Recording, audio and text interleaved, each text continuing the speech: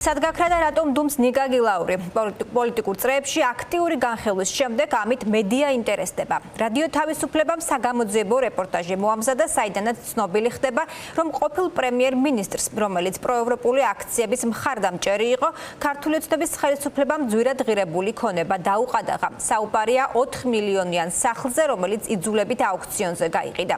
თუმცა ეს ყველაფერი არ არის, გაირკვა, რომ მას და მის პარტნიორებს სასამართლოს გადაწყვეტილებით ჯამში 12 მილიონი დოლარის გადახდა დაეკისრა. ეს კი იმ პერიოდში ხდება, როცა ის პოლიტიკურად აქტიური იყო და ოპოზიციურ ფლანგთან თანამშრომლობის რეჟიმში იმყოფებოდა. გილაურის მიმართ 2024 წლის არჩევნების შემდეგ მიძინებული ინტერესი დღეს შიდა პოლიტიკურმა გარჩევებმა გააღვიძა. აღმოჩნდა თუ არა ყოფილი პრემიერი ქართული ოცნების სამიზნე და რატომ გამწვავდა მის გამო ურთიერთობა ოპოზიციურ პარტიებს შორის. თემაზე სალომე ლაბაძე პირდაპირ ეთერში აგრძელებს საუბარს. დავიწყოთ რადიო თავისუფლების მიერ მომზადებული საგამოძიებო რეპორტაჟით, რომელიც შეიძლება ითქვას, რომ წარმოადგენს პასუხისმოვლის მცდელობას შეკითხვაზე, რომელსაც პოლიტიკოსები უკვე თვეებია აქტიურად სვამენ ნიკა გილაურის მისამართით, ანუ შეკითხვაზე იმის შესახებ, თუ სად გაქრა სააკაშვილის მთავრობის ყოფილი პრემიერ-მინისტრი, მას შემდეგ, რაც ის ოცნების წინააღმდეგ გააქტიურდა, გულისხმობთ პროევროპული აქციების მხარდაჭერას ნიკა გილაურის მიერ 2024 წლის იანვარსა და დეკემბერში, სწორედ ამ პერიოდში გვახსოვს ნიკა გილაურის გამორჩეული აქტიურობა, როცა ის პროევროპულ პროტესტს უჭერდა მხარს, უფრო კონკრეტულად კი მან ჩამოაყალიბა ფონდი და ამ პროტესტის მონაწილეებს ფინანსურად ეხმარებოდა. სწორედ ამ შეკითხვაზე პასუხისმოვლის მცდელობას წარმოადგენს რადიო თავისუფლების მიერ მომზადებული ეს საგამოძიებო რეპორტაჟი, რომელიც ასახავს გილაურის წინააღმდეგ ოცნების სასამართლოს მიერ მიღებულ გადაწყვეტილებებს. მთავარი კი ისაა, რომ ოცნების სასამართლოს გააქტიურება ნიკა გილაურის წინააღმდეგ, როგორც ამ საგამოძიებო რეპორტაჟით ვიგებთ, ემთხვევა იმ პერიოდს, როცა პოლიტიკურად გააქტიურებულია სწორედ ნიკა გილაური და აქ კიდევ ერთხელ გულისხმობთ პროევროპულ პროტესტში მის აქტიურ ჩართულობას, რაც გამოიხატებოდა ძირითადად ამ პროტესტის მონაწილეების ფინანსური დახმარებით. საქმე ისაა, რომ ამ დროისთვის ნიკა გილაურს, როგორც ამას რეპორტაჟიდან ვიგებთ, უკვე ჰქონდა ერთ-ერთი მსხვილი სამშენებლო კომპანიის წინააღმდეგ დავა, რომელსაც ოცნების სასამართლო 4 წლის განმავლობაში განიხილავდა, თუმცა მას შემდეგ, რაც გილაური პოლიტიკურად გააქტიურდა, სასამართლომაც დააჩქარა ამ საქმის განხილვა და მანამდე 4 წლის განმავლობაში მიმდინარე დავა ზუსტად ორ თვეში დასრულდა გილაურის საწინააღმდეგო გადაწყვეტილების გამოტანით, ანუ გილაური და მისი პარტნიორები ოცნების სასამართლომ გაამტყუნა და მათ 12 მილიონ დოლარზე მეტის გადახდის ვალდებულება დააკისრა ამ სამშენებლო კომპანიის სასარგებლოდ. სწორედ ამ პერიოდის შემდეგ კი ნიკა გილაური საჯარო სივრციდან ქრება და ის სხვათაშორის არც ამ საგამოძიებო რეპორტაჟის ფიგურანტი არ არის, უფრო სწორად გულისხმობთ იმას, რომ ის არც ამ საგამოძიებო რეპორტაჟში განმარტავს საკუთარ პოზიციას და ეს მასალა წარმოადგენს მხოლოდ საჯარო ცნობების შეკრების გზით იმის დადგენის მცდელობას, თუ რით შეიძლება აიხსნას ამ პერიოდის განმავლობაში ნიკა გილაურის სიჩუმე.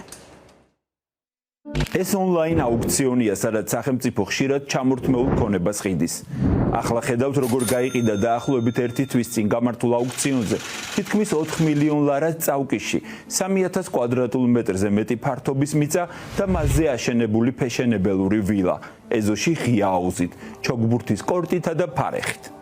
იძულებით აუქციონზე გაყიდული წავკისის ვილა ყოფილ პრემიერ-მინისტრ ნიკა გილაურს ეკუთვნოდა.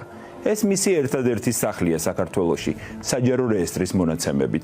იმ დროს, როცა ნიკა გილაური კამერების წინ ქართული ოცნების ხელისუფლებას არალეგიტიმურს უწოდებდა, რიგგარეშე არჩევნებსა და პოლიტპატიმრების გათავისუფლებას ითხოვდა, სასამართლო მისი და მისი კომპანიების წინააღმდეგ მრავალმილიონიან დავას განიხილავდა. 2021 წელს დიდი პაუზებითა და მდორედ დაწყებული სასამართლო პროცესები გილაურის საჯარო გააქტიურების შემდეგ დაჩქარდა და 4 წლიანი დავა თბილისის საქალაქო სასამართლომ დაახლოებით 2 თვეში დაასრულა. 2025 წლის 12 თებერვალს სასამართლომ ნიკა გილაურს და მის კომპანიებს ყოფილი ბიზნეს პარტნიორის სასარგებლოდ 12 მილიონ დოლარზე მეტის გადახდა დააკისრა. გადაწყვეტილება ძალაში დატოვა უზენაესმა სასამართლომაც. გილაურისა და მისი პარტნიორების ქონება დააყადაღეს და აუქციონზე გასატანად მოამზადეს. სინამდვილეში გილაური არაფერ შუაშია მას სხვა მიზნისთვის გლაგნიან ტალახში. ეს პლინტუს დაბლა ქცევა პირდაპირ გაგრძელებაა იმ ბოდვის, თითქოს კოალიცია წინასაარჩევნოდ ხალხს ატყუებდა 4-იანი და 5-იანი ერთი და იგივეაო.